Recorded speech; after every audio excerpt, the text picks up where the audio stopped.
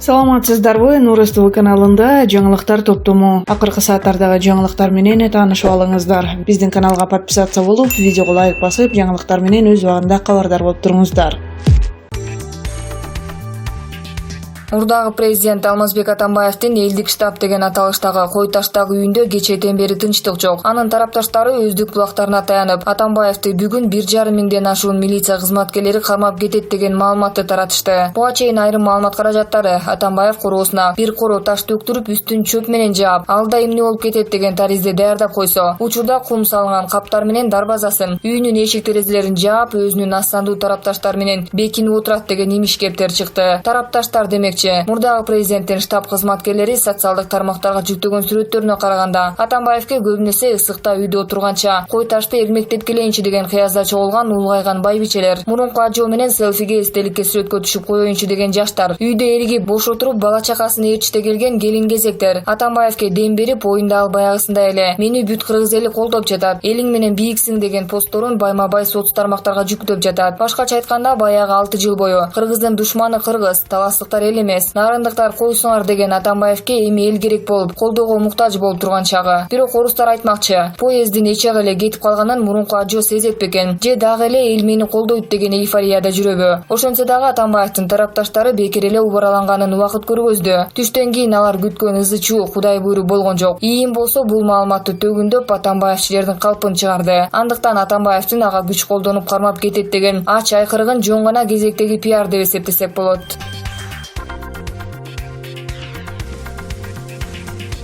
Мурдагы вице-премьер-министр Шамиль Атаханов учурда менчик клиникада дарыланууда. Мындай маалыматты Темир жол ооруканасынын башкы дарыгери Темирлан Султаналиев билдирди. Кечээ 18 июлда саат 12:30да Шамиль Атахановду тез жардам кызматы менен ооруканага алып кетишкен. Келгенден кийин ага невропатологдор медициналык кароо жүргүзүштү. Атахановго мурда Бикарт кардиохирургиялык клиникасынан операция жасалган. Туугандары ошол хирург менен байланышып, менчик клиникага тез жардам кызматы менен алып кетишкен, деди башкы дарыгер. Ал эми аталган менчик клиникага байланышкан Шамиль Атаханов интенсивдүү терапия бөлүмүндө жатканын билдиришти. 18 июлда ИИМдин тергөө кызматынын тергөөчүлөрү Атахановду суракка чакырышкан. Сурак учурунда экс-чиновник өзүн начар сезип, тез жардам кызматы менен ооруканага жеткирилген.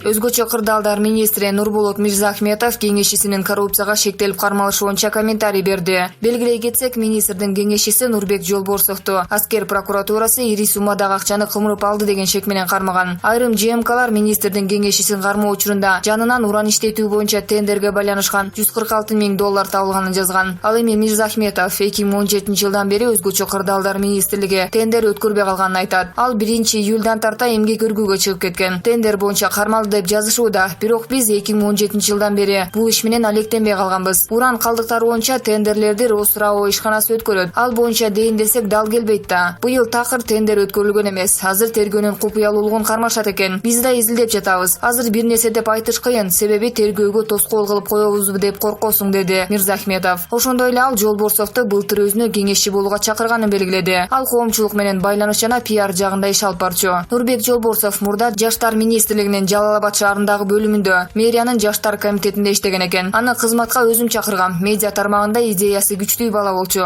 Жакшы идеяларды айтып ишке ашырып келген деп сыпаттады министр. Нурболот Мирзахметов өзгөчө кырдаалдар министри болуп өткөн жылдын 20 апрелинде дайындалган. Ага чейин эсеп палатасынын аудитору болуп эмгектенген.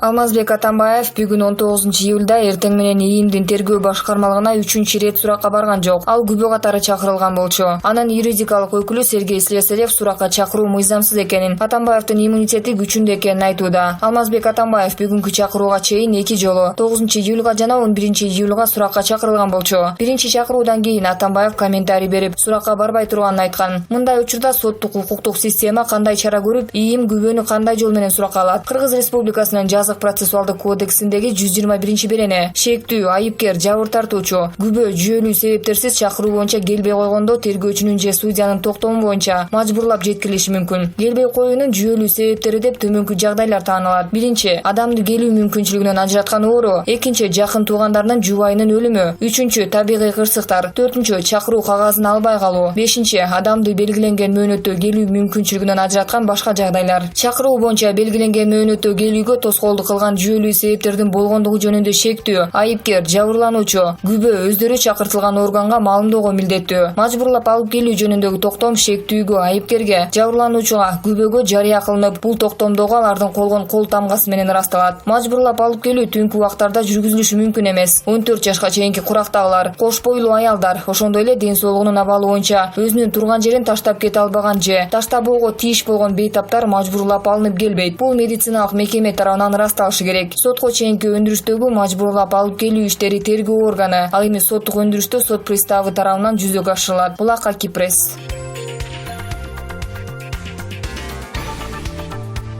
Кыргызстандын мамлекеттик жана саясий ишмери Турдакун Усубалиевдин 100 жылдыгын утурлай Нарын шаарындагы Ленин көчөсүнө Борбордук аянтка жакын жерге баннер илинген. Анын сүрөтү социалдык тармактарга жарыяланып, сүрөттөгү киши Усубалиев эмес экени талкуу жараткан. Ушундан кийин Нарын шаардык мэриясы сүрөттү алмаштыруу боюнча Таза Нарын муниципалдык мекемесине тапшырма берди. Жаңылып билип алгандарга тартиптик жаза көрүлөрүн мэриянын басма сөз катчысы Назгүл Мүсүралиева билдирди. Турдакун Усубалиевге 100 жыл деп жазылып, башка кишинин сүрөтү коюлган баннер 2 күн турган. Ал эми баннерге мурдагы транспорт министри Кыдырма Орозалиевдин сүрөтү коюлуп калганын маалымат каражаттары жазышты. Президент Сооронбай Жээнбеков мамлекеттик жана саясий ишмер Турдакун Усубалиевдин 100 жылдыгын майрамдоо жөнүндө жарлыкка 4-февралда кол койгон. Учурда анын атын Бишкектеги эски аянтка ыйгаруу боюнча шаардык кеңештин токтомунун долбоору коомдук талкууда. Буга чейин Кочкор районуна жана Бишкектин Киев, Нарындын Ленин көчөсүнө Турдакун Усубалиевдин ысымын берүү тууралуу сунуштар айтылган. Турдакун Усубалиев 1919-жылдын 6-ноябрында Нарындын Кочкор кыштагында төрөлгөн. Совет доорунда 25 жылга жакын коммунисттик партиянын борбордук комитетинин биринчи катчысы болгон. Кыргыз Республикасынын баатыры, Ак Шумкар өзгөчө белгисин, Манас, Ленин, Эмгек Кызыл Туу жана башка ордендерин алган.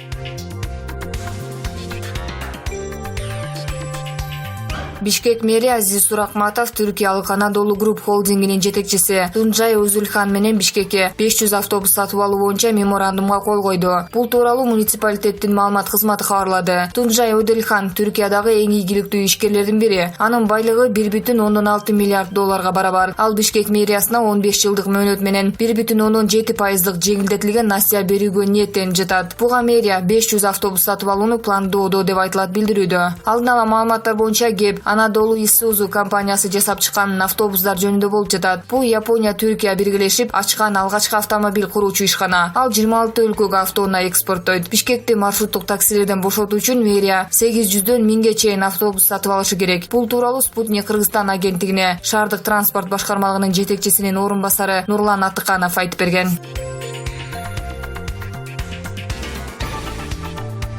Кой Таш айылында мурдагы президенттин тарапташтары чогулуп жатат. 1 саат аралыгында бул жерге 800 атчан келе турганы туурасында айтылууда. Штабтан маалым болгондой, Атамбаевдин коргоочуларынын колдорунда ок чыгаруучу куралдары жок. Бирок коргоого күчтөрү жетерин кошумчалап жатышат. Белгилей кетсек, Атамбаевдин тарапташтары агрессивдүү шымаланып турушат. Алар журналисттердин иштөөсүнө тоскоолдук көрсөтүп, фото, видео тартууга уруксат бербей копол мамиле кылып жатышат. Азыр 30дай адам чогулган. Айта кетсе, тергөө 3-чү жолку чакырууну жакынкы күндөрү Атамбаевдин үйүнө жеткирген. Алдын ала маалыматтар боюнча Атамбаев Кримтөбөл Азиз Батукаевди мыйзамсыз бошотуу боюнча иште күбө катары чакырылып жаткан. Мурдагы мамлекет башчысы болсо суракка барбай турганын айткан.